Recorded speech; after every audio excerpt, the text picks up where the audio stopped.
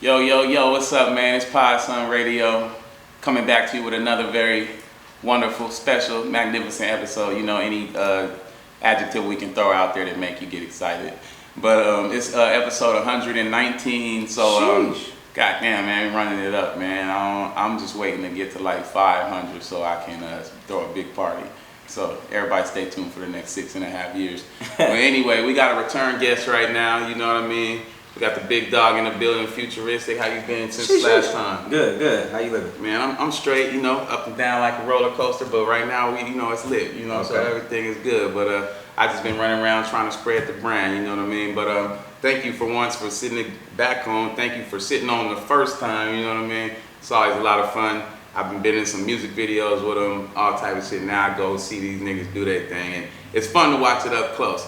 But obviously it's 2020 now, but I want to recap kind of 2019 for you, you know, because we didn't get to talk to you since I think late 2018 or something. Damn, so it's been about a year and a half, you know what I mean? So just in a quick canvas, or however you can encompass it, how was 2019 for you, man?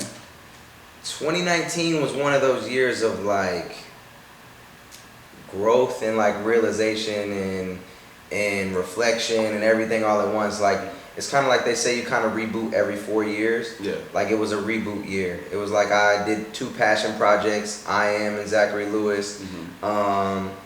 I like was having troubles with my relationship and like going back and forth on like my whole mentality about what my relationship was gonna be and what love really looked like, and then really found how to truly love somebody. So that was a crazy like retrace steps all the way back to being 4 years old, 3 years old to now, and like why I act the way I do, and all sorts, just realization, just really self-reflecting, self-realization. Put out 2 passion projects, did another tour, all to kind of like refocus me for this year. Yeah. You know? No, that's good. So I mean, it was pretty much good for the most part, and I would say that because you're talking about self-reflection and things like that, and I think especially to somebody who does it at a high level like you, but anybody that's dabbling in just the creative world or, you know, giving their all to that, you need to take a lot of periods to reflect and, you know, assess your mental health, where that is and things like that, you know what I mean? Because I had a time where I had to do that also last year, you know what I'm saying? And it's like, I feel like a lot of people don't think about that enough. It's just, especially me thinking about everything I deal with and go through, to think about the pressure somebody like you might have to deal with. Oh yeah. So it's good to sometimes slow it down and pause, reflect, and reset. You know what I'm saying? It was a wild year.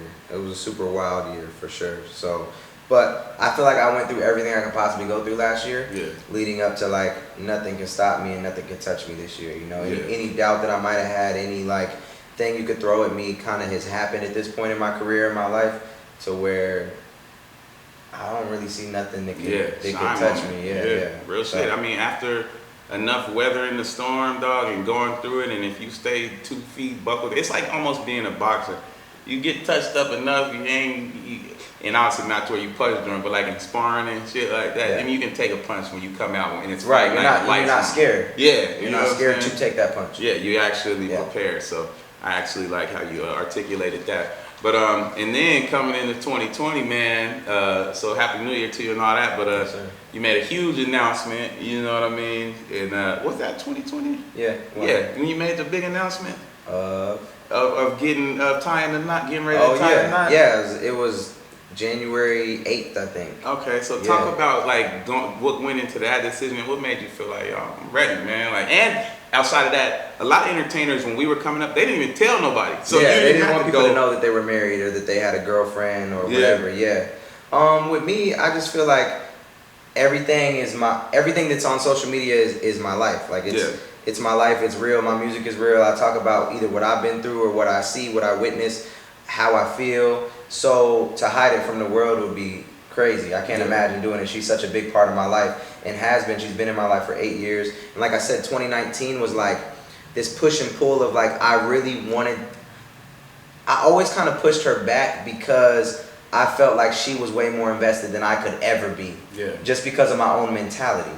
So when I finally self-reflected on why my mentality was the way it was, and I let my guard down and was able to love her how she needed to be loved and how you're supposed to be loved, then it's just been easy and great. So you talking about like I've known her for 8 years, we've been together for 2, and then we've had these 7 months of like, holy shit, wow, this is what it was supposed to be the whole time, but I was wilding. You know, so it was like, why wait another minute when we have so much life to live? And like obviously I'm 28 years old now, I'm ready for a family, I'm financially ready, mentally ready, physically ready for all of that. So why would you wait? Yeah, you know, and it's glad to see like just the maturity, you know what I mean? Because oh, it's a big difference. They say men don't mature till 43 or some shit, you know what I'm saying? So that's big. I live life fast, so I had to mature quicker. Hell yeah, I'm happy for you for that. So congratulations and all that. Let me know where the reception at. You know, I come through my slizz I DJ that podcast at the podcast.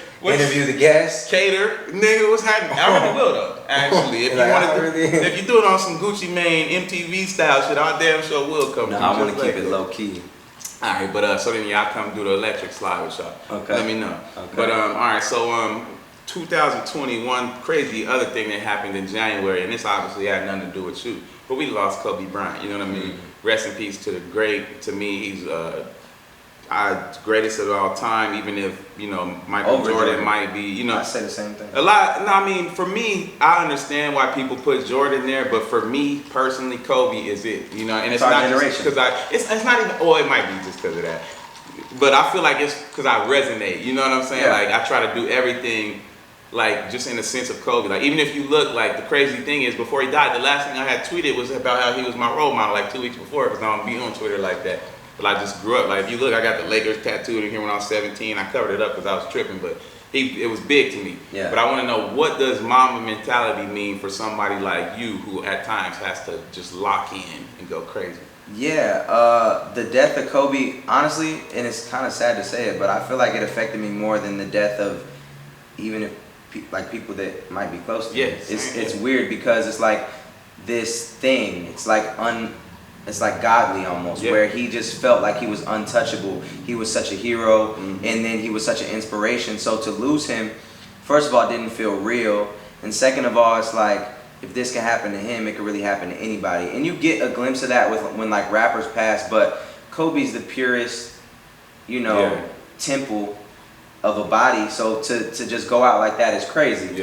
And then as far as mama mentality, another thing that made me sad about it was just like I feel like his life was really just getting started. And I've seen interviewers say that, and you know, people on Sports and everybody say that, but like even when it first happened, like that was the first thought, was like, you know, I feel like he is in basketball where I am at in music. Not that I'm a legend like Kobe Bryant, but like he's not mad at nobody for winning. Right? Like especially on a like Arizona scale, you could absolutely put yourself there. Like, he wasn't mad at nobody for winning. He wasn't upset with nobody for winning. He was congratulating, his last tweet was congratulating LeBron for passing him on the scoring list. So it's like, that's where I feel like I'm at. Like if you pass me, if you do something better than me, if you pop, I'm only gonna congratulate you. I'm never gonna sit in here and talk shit about nobody. It's like, yo, shout out. If you come at me, it's mama mentality in a different way. Like it's, you know what I'm saying? Like we see each other in the finals, cool, I'm on your neck. Yeah, absolutely. But when it comes to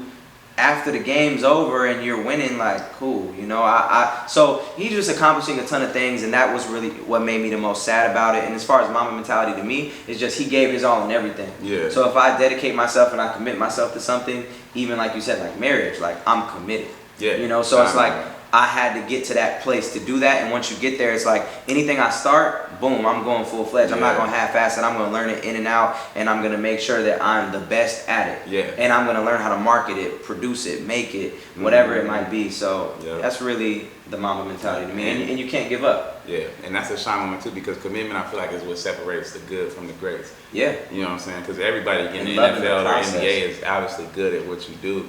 But in order to be great, you got to buckle down and get committed, stay focused. And who's at the club getting drunk on Friday night, and who's at the gym? Who's in the gym? Working out. You know exactly. Yeah. So that's big, man. That's the difference between Kobe and J.R. Smith. Yeah, fact. You know what I'm saying? Fact. Coming straight out of high school with the hype, and that's 100%. And I mean, no knock on J.R. Smith, but you not Kobe because you don't enjoy the process as much. You know, a lot of people don't enjoy the process as much. And you got to really enjoy that as much as you enjoy the outcome. Absolutely. Another shine moment. But all All right, so and we're gonna just go forward, but one last thing about last year actually. So you talked about the project you dropped, the I Am Zachary Lewis, and it seemed like it was like pretty well fucking received. But from your perspective, not only how was the reception, but what went into making that album? Like, what kind of space were you in?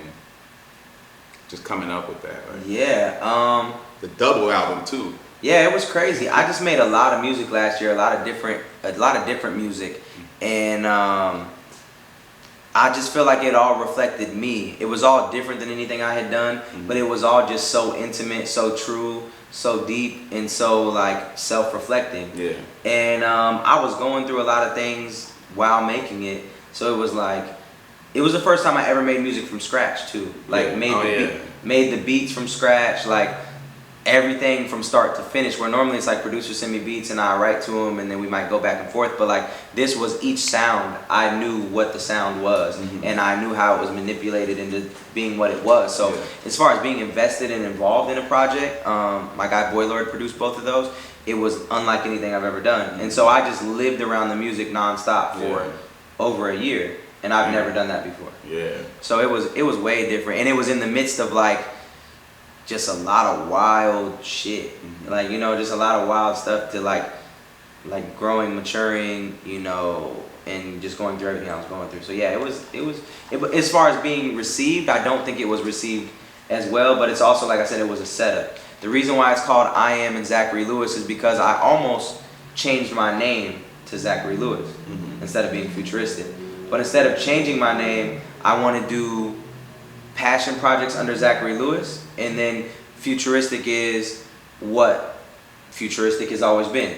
So that was kind of like a setup year for like, look, I can do a lot of different shit. Y'all just ain't heard it, and y'all haven't seen it on a grand scale. Here it is. In the future, I'm going to release passion projects. If I want to make an all-country album, it's going to come out as Zachary Lewis. If I want to make a hard rock album, it's going to come out as Zachary Lewis. If I want to make an R&B album, it'll come out as Zachary Lewis. And there's no expectations. It's just like, yo, this is me and this is what I want to give y'all. You like it, cool. If not, cool. Futuristic is also dropping. Yo, I'm definitely doing all that. And then Futuristic is dropping his spaz, hard, you know, deep raps that he always does. But on the side, like, this is what I do when y'all aren't watching. Yeah. Like, it's still a part of you, something that you want to express. Yeah, so it was really, once again, just a setup year for the future. Yeah, no, and actually I would like to see that, man, because you do have a super wide range, and I haven't seen it myself yet musically. Like, I've only listened to certain, I don't know, I feel like there's certain type of music that I just gravitate to. Like I said, my favorite song is Somewhere in the Middle still to this day. But just the way I see, like, what you in entertainment and the way you can act, the way you, like, do the music, the way, like, you just, like, always ready when the fucking lights come on and seem like, bro, like, you have a wide range, you know what I'm saying? So I could actually see that possibly being successful for you. But when you say it wasn't well received, what do you mean by that? Like, other than, I know you said it's a setup, but what do you mean by it not being well received? Well, I think that my fans just are used to me doing a certain thing, and so when they don't get that thing that they're used to, it's like, whoa, what is this? You know, this is different. Like, that album, the Zachary Lewis album is like reggae, R&B, like, there's not a lot of rap on it. I think I rap on 2 out of the 12 songs. So yeah, it's just different. It's way different. So yeah, it just wasn't received as well by my fans, but it didn't need to be. It was just something that I needed to put out for myself. So yeah, it wasn't like, oh, I need this. I'm doing this for a cash grab. Or, you know what I mean? It wasn't. I gotta drop or it wasn't a money move. It was like, yo, this is me. This is what I made. This is how I feel, and my diehard fans appreciate it. A lot of fans were like, what the hell is this? And I understand too, because I've seen a lot of artists go through the progression of switching their music from Childish Gambino to Machine Gun Kelly, and I've been at their shows where people are like, man, I miss the old. You know, it's like, I miss the old Kanye. It's like that, you know, with that. So. And even me as a diehard fan of Childish Gambino, when he put out his last project, it was like funk, soul, 70s. I don't know if you're familiar. No, Childish Gambino's? Yeah. Or that was the joint where the shit went crazy. The one song, I was gonna say the one song went crazy. Yeah. That was fire though. Fire, but not his spaz rap and his other rap that people were used to. So I kind of looked at it like, if he would have put that album out as Donald Glover, his real name, as a fan, I'm knowing it's gonna be different. You know? So like, I know this album is different. It's not what you're used to, but it's still him, and this is what he loves, I'm gonna interpret it different and listen to it different because I know what I'm expecting. Yeah. Compared to where you haven't heard anything on the album and you go to pop in a Futuristic album and I'm like, it's too late. You're like, what? Yeah. You supposed to be, I'm telling you if I got it, anybody thinking, you know? So that's really the setup. Yeah. You know, so from now on out, it's like, even as a fan, when I was kind of like, dang, why did Childish Gambino do this?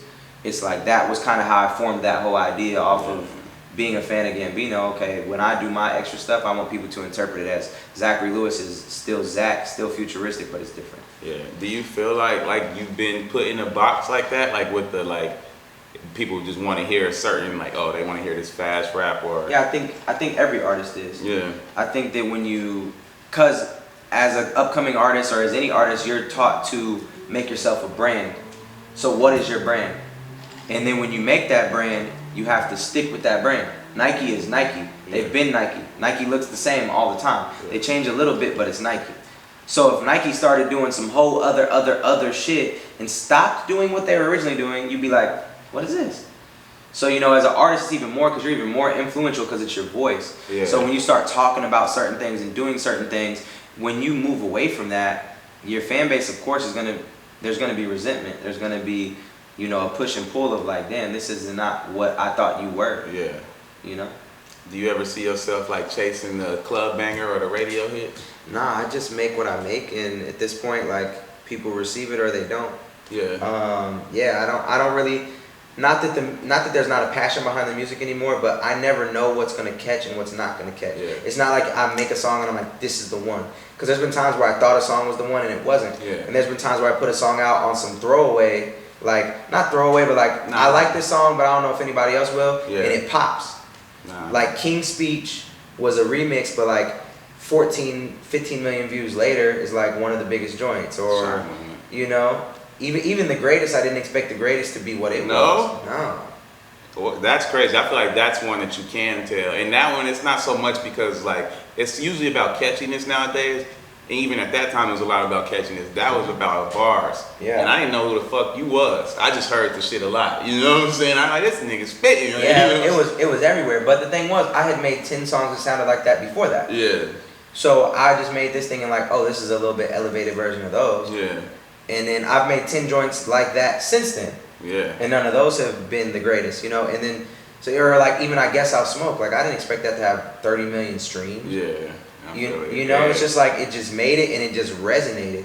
And for me, it was just another song. Yeah. So I try not to get too emotionally invested in each song, because if you put your all into like the one thing and it falls and it doesn't do what you expect, you're just so discouraged. So I just make music that I think is great, and then I present it to the best of my abilities, and if it catches, it catches. Yeah. If it doesn't, hopefully the next one does. Yeah.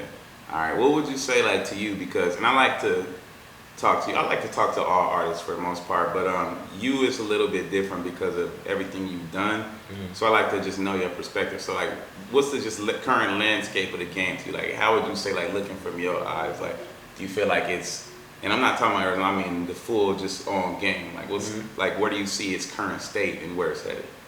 As far as what? That's a big just, question. Yeah, it is. It is a big question. But let's say right now, as far as like just the music, like, are you in? Obviously, there's a million rappers, so you can probably find whatever you're looking for. But I'm just talking about the people that's being promoted by the masses and things like that. You know, the people that you would say are in the industry, per se. Like, do you feel like the music is coming out dope right now, or you feel like it's just wishy-washy and it's gonna be gone next year, or like, how do you feel like it's going? It's tough. We're in a really cool space, but a really weird space, because like back in the day, you only knew 10 to 15 artists. Mm-hmm. You know what I'm saying? Like when Eminem came out, like who else was out? There was like 15 artists that you knew. And now there's people that are selling out 5,000 cap venues that you have no idea who they are. True. You know what I'm saying? And you could ask 100 people, you could walk the streets, ask 100 people like, yo, do you know who Quinn XC or whatever his name is? And most people would say no. And then I'll go to his show and there's 5,000 people there in Arizona. Yeah. And I don't even know who the dude is. You know, like stuff like that. So it's like, it's just a crazy place. So as far as like who's to the masses and who's not, I think it's just you kind of can create your own destiny, which is the most beautiful thing about the game right now.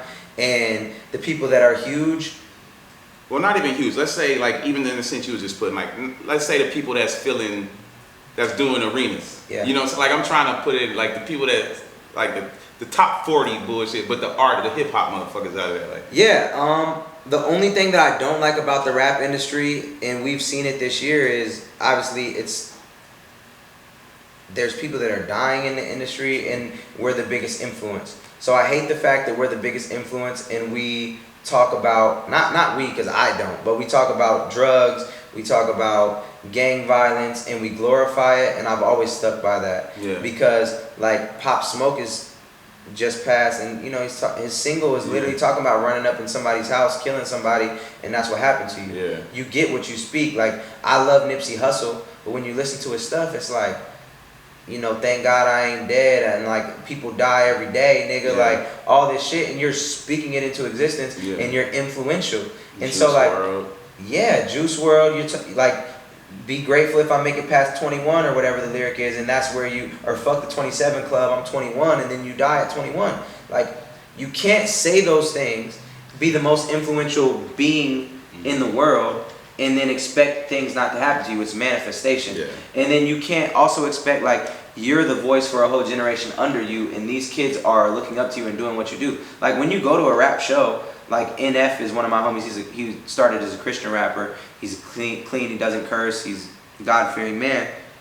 But the way he dresses, everybody at his shows dress like that. Yeah. So if he were talking about popping pills and doing drugs and whatever, you're talking about 10,000 people that come to your show, and what they look up to is what you say. So like how athletes are prone to do these interviews and say what, you know, be a good influence, like rappers aren't doing that. Yeah. And they're more influential than athletes. But they are. But so that's what I don't like about it. And I definitely agree. I don't think they have a lot of knowledge, or I think it was a setup from the get-go. But I mean, I'm never gonna go that far on a podcast. But I don't think the setup started with them. You know what I'm saying? But yeah, I mean, overall, it's like, you're right for sure. But yeah, it can be changed. But niggas been getting their ass beat so bad, and you know, it's like we so far behind.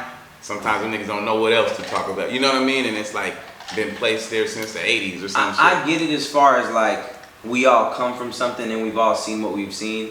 But I just wish that we would talk about it, because if you're a rapper and you're making millions of dollars, I would hope you're not still in the streets selling drugs. No, I would hope you're still not, you know, shooting people or doing whatever you're doing. So instead of talking about it in a way where you're glorifying it, it's like, yo, I did this shit. It was stupid. This is what I'm doing now.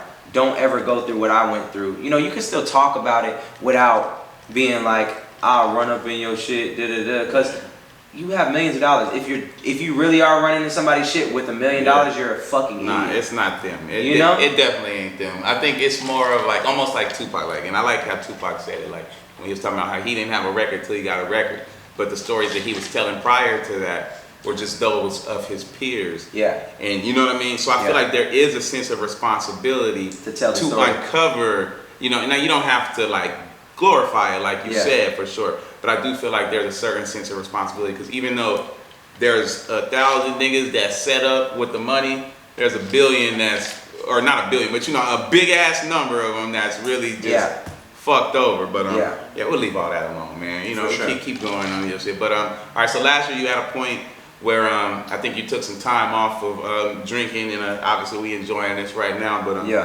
it's good to see you do that. You know what I mean? And to see you announce it on top of that, because I feel like it was something that I was struggling with at the time too. So I try to take my little breaks. You know what I'm saying? Okay. But what made you? And do you feel like it's something that's associated with the mental health that you're talking about? Yeah. But what made you realize, like, damn, everything we go do in this entertainment game, we picking up some alcohol, like? Yeah.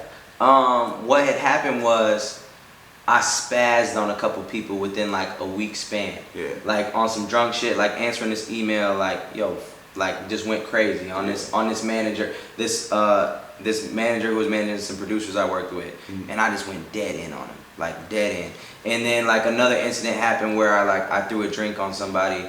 Yeah, like just. What? Just crazy. Like he was throw a drink to? a Uber driver. He was being a piece of shit. He was being a racist piece of shit. And I threw a drink at him. So like you could say it's justified, but like if I was sober, I wouldn't have did that. I would have just still not justified. You know what I'm saying? So it's like that happened, this happened, and then like certain temptations that are around and the way you act when they're around, when you're on alcohol and when you're not, it's all different. So I just went through a bunch of stuff related to alcohol, and then I really sat back and thought, like, the next day after I went off on that manager, that was kind of the final straw, and I was just like, damn, I would have never said that if I was sober. Yeah. And then I would have never did that drink if I was sober. I would have never put myself in this position if I was sober.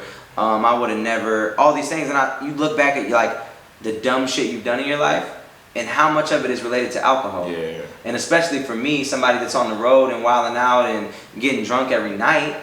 And then I couldn't even think of the last day that I didn't have a drink. Wow. I could not remember the last day that I didn't have a drink. So yeah, you was like, yeah, I got it. So I was like, you know what? I got a lot of stuff happening. I got a lot of things coming up, and I got a lot of important grown man decisions to make, and I want a clear head to do that. So I've always heard it, it takes 30 days to break a bad habit. So I'm like, 21. Okay, 21? Yeah. Okay, so 21 days to break a bad, 3 weeks. 3 weeks. So yeah, break the bad habit and then live life without it. And what was crazy was, bro, the first week that I wasn't drinking, I literally got the shakes and the sweats. So I was addicted more than I thought. Yeah. And it was just something that I needed for my mental health, and I do not drink half as much as I used to. And I'm a very mentally strong person, so I can break it. And what was cool was, like, I definitely got flack. All my friends were like, don't put that on the internet. Like, you inspire people with that. I'm more of a smoke everyday person, which is why I'm when I take the leap, it'll be smoking. But you know what I mean. So drinking is an easy thing for me to just be like, you know what I mean. But I probably had that same thing with weed. Like, don't remember the last day I didn't smoke. Like I said, self-reflecting, bro. Like I even went to counseling and everything. Yeah. Because I was just digging so deep within my own issues, and like just I needed to figure my shit out. Yeah. And I've always been a very self-reflecting person, so like it was. You recording again? Oh, see, I don't know. Okay. It was I just needed to self-reflect, and I needed to get my head on right, and I just knew that like with the alcohol involved, it was like that was what I did when I didn't want to have the tough conversation, I get drunk. Yeah. When I didn't want to deal with the situation, I get drunk. When I want to not feel something, I drink. When I wanted to enjoy a moment more, I drink. And it was like I was just giving myself an excuse to drink for every occasion. Yeah. If I'm happy, I'm drinking. If I'm sad, I'm drinking. If I'm in the middle and I need a boost, I'm a drink to get happy. Yeah. So it was just like I'm celebrating something, I'm drinking. So it just was a whole thing of like, yo, I can't do this for everything. So that was really it. And it brought the most clarity that I could possibly have. And my whole switch and the whole reason why everything is going how it is now is because I was able to take those 60 days and not drink. Because I was just so clear, and I needed to make a lot of decisions, and I made them at those times. And then now my mind was clear enough then that it's still clear, and I never get to the point where it's unclear. Yeah, absolutely. So it's weird, bro. Those 60 days changed my life. Yeah, no, that's wonderful. For real. See, and the funny thing is, in me, I'm almost laugh at myself for saying this because I'm probably an idiot. But like, I feel like if I took 60 days off smoking, I would probably be happy as hell when I came back to smoke. And smoked again? You know what I'm saying? Yeah. But anyway, so, all right, now back off that, but I appreciate it because you really did inspire a lot of people. Yeah, no, it was super refreshing to see. And like I said, a lot of my friends didn't want me to post it. A lot of them, and even fans were like, you don't understand, this is this addiction and this is this, and I get that. But at the end of the day, all I was trying to do was to tell people that if you have a habit, don't wait for it's not a New Year's resolution. If you have a habit that's affecting your life in a negative way, cut it now. Yeah. Whether it's taking a break from it to see how bad it was, or whether it's quitting it for a lifetime, or whether it's whatever it is for you, just stop. Yeah. Get your life right, and then decide if you want to go back to that or not. Yeah. You know? And that's 100%. Like, that's a shine moment, and I appreciate that because outside of the people watching, that's advice for me, you know what I'm saying? So I 100% appreciate that. For sure. But musically, what's coming for you next? Like, what can we look out for? This year is all about, like I said, I reflected a lot last year, and I remember what people loved about me coming up.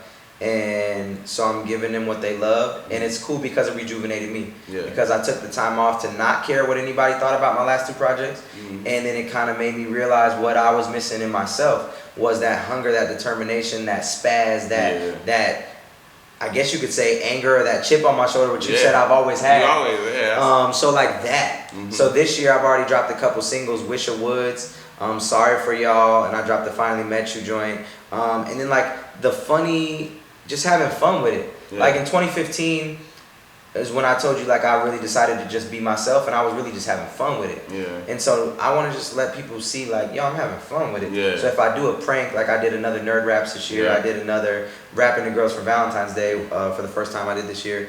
And so I want to just get back to the roots, like, yo, let's just have fun with it, and let's not put too much pressure on it. Let's just see where it goes. And so I'm recreating 2015. Yeah, you and know? people can feel that energy come off too. I'm telling you, bro. Like it's like you can just feel it when you see it. You know what I mean? Yeah. Like, just like you can see like if somebody's slouching or whatever the case may be, or with their head down, like, you can just feel that shit. Yeah. But that top 10 video went pretty crazy for you last year. Yeah. But it's doing well. that shit went fire. Like, it was. I mean, I'm sure the thumbnail helped, but that bitch went crazy. Yeah. All right. Shit, I damn near forgot what the fuck I was finna ask. But so you started investing in new business ventures and shit like that. Talk about some of the business ventures you got coming up, and maybe sponsor anybody you want to shout out business wise and shit like that. So across the board, I've always been big into business. I've been running my own business since I was a kid, whether it was mowing lawns, selling candy, selling shoes when I got to high school, clothes. So obviously the music is the catalyst for everything. So Dropout Records is a partnership between me and Big Dogs TV and Steven Shapiro, who's another big YouTuber. Yeah, I know. Like obviously I've known Big Dogs because of shit y'all work on. Yeah. So we started a record label where we're partnering viral content with music the same way I did my Nerd Raps in Compton that blew me up. I came to Dawes and I was like, yo, let's start signing artists to short deals. So we signed people to 3-song deals. So it's not a huge commitment. Yeah. Give me 3 songs in 3 months, and I promise you I'll put you in a better position than you were when you started. Yeah. And even during that time, if you want to release other songs in between that don't have to do with us, you can. Yeah. So we have so like... it's not a slave deal or nothing? Yeah, no slave deal. It's literally a partnership 50-50 on the songs we do with you. And then if you enjoy that, then we'll re-up for a whole album, and we'll help you tour, we'll help sell merch, we'll help do everything. Yeah. So that's my main focus this whole year is Dropout Records. Everything is Dropout Records. So yeah, the rebranding of just me and incorporating Dropout Records and doing that is big. Obviously, guest list for clothing, guest list kids. Icy too. You know, so make sure if you any fashion needs, all that guest list. I have a film production house with my partner Jacob Owens in LA called the Honeymoon Hideout. I now own a gym. Shine, man. Yeah, I just bought a gym last weekend, so you know if you need to get swole. Don't shit on us too much, you know. But tell us a little bit more about what we got going. Yeah. So you know, just a lot of things like that, you know. So just trying to do as much as I possibly can, so I can be so the revenue just keeps coming, you know. And it takes the pressure off the music because it's like I can make music for fun and just put out what I want to put out because at the end of the day, it's only the catalyst to doing other things. It's not my one sole stream of income, and it's not you can't have one. What they say, you need 7. You sound like you got about 6 of them. Yeah. So get one more, and you're gonna be rich forever. Exactly. Yeah. And then real estate. You know, definitely always trying to cop as many properties as I possibly can to keep that moving, and especially in Arizona. Yeah. If you in Arizona, the best thing you can do is buy a house because this bitch about to boom. It goes up. Yeah. We've been the fastest growing state for the last 6 years. Fastest growing.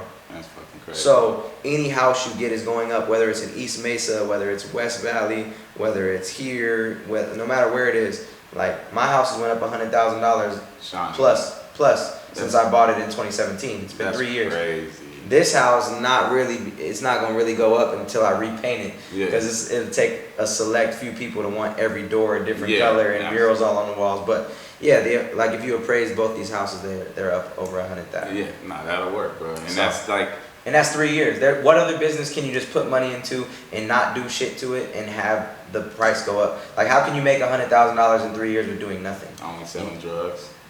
That was a joke. Even that, if you're selling drugs, you gotta hand to hand, or you gotta have little homies running it for you, or whatever. Like this, you buy it and it sits there. Yeah. Even if you didn't touch it, you rent it out to somebody, let them take care of it, cool. And then 3 years, you want to sell it. Oh wow, it's 100,000 more than I bought it for. No, that's big. And I was joking. I don't promote that at all. It was but just to see somebody, my age, I think you got me probably by a few months or some shit. somebody my age to even have the vision, and especially somebody who actually got money. Because a lot of times when you get money in your 20s, it be the detriment. You know what I mean? Yeah. And then you get to your 30s, you blew it all. You got all these great grand business ideas all of a sudden. So you'll actually not only be able to execute those, but you're in a stage of already executing them to whatever degree you're doing. So by the time you're in your 30s and you got a whole new level of clarity and knowledge, it's crazy. It's a wrap. You know what I'm saying? It really is crazy because time goes by so fast, but then like when you reflect on the year and like all the stuff that you've done, I mean, at least for me and hopefully for others, like you can do so much in a year. You can do so much in 6 months, you know? So like, you should feel like the youngest 28-year-old in Arizona, for sure.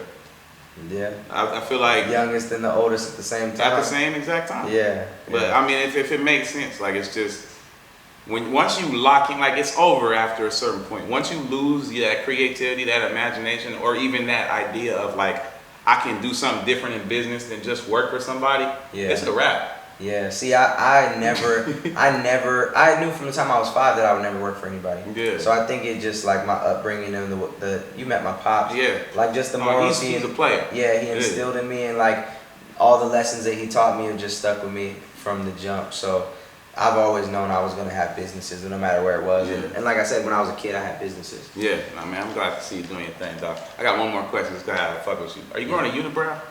Am I growing a unibrow? Or do you got a unibrow? Come on, man. It's what's today? It's fucking, you know. Got a slight fade on it. I gotta trim him up. I gotta get the taper with the little, you know, Anthony Davis. Yeah, you got killing. The AD good. He been killing, so you know I keep my shit, you know. But if I have a video tomorrow, I'm gonna. Yeah, nah, you got the cleanliness, man. You got the little groaner, you know what I'm saying? But hey man, give the people shout outs. I would tell them to follow you, but you got all the followers already. Talk about whatever you want to talk about. You got the floor. I appreciate you again too. Yeah, no, appreciate you for having me. The main thing is just stay motivated, stay hungry, keep working hard. Any artist that's watching, make sure that you stay true to you. Make sure you be yourself. Make sure that when you're putting out music, you make sure there's a platform to put it on. I think that's the biggest mistake with all musicians is people think they can just put shit out and it's just gonna catch. That's not the case. Every song you put out has to have a new platform, a new listening group. Whether it's 100 new people or 1,000 new people, you need to get in front of new people. So make sure you're always thinking of your marketing strategy before you just put out a song. And then yeah, man, another thing I want to say, I know we talked a lot about like businesses and making money, but at the end of the day, happiness is the most important shit in the world. So moment. All you got to do is be happy in life. You don't have to live up to nobody's expectations but your own. You don't have to have 6 businesses. You don't have to do anything you don't want to do. You just have to be happy, be comfortable in your own skin, and control your own destiny, whatever that may be. If you don't like something, stop doing it. If you don't agree with something, then get away from it and just find your true happiness, whether you making $40,000 a year or you making $1 million a year. It don't matter. Happiness is more important than all that shit. So yeah, that's it, man, and I appreciate you having me. That's a big sign. He said the 100% truth. Like overall, that's all it boils down to. Sometimes, you know, you got niggas like us, or you know, he done his thing, but some people just want to be great, and you know what I mean. When you do that, then you gotta sacrifice some happiness, which is not always the greatest thing to do. So stay happy first of all. Podson Radio, man. Appreciate y'all. Sheesh World. I was about to ask you what happened to Sheesh World. Futuristic. We out this bitch, man. Shit. But yeah, well, you took down the store?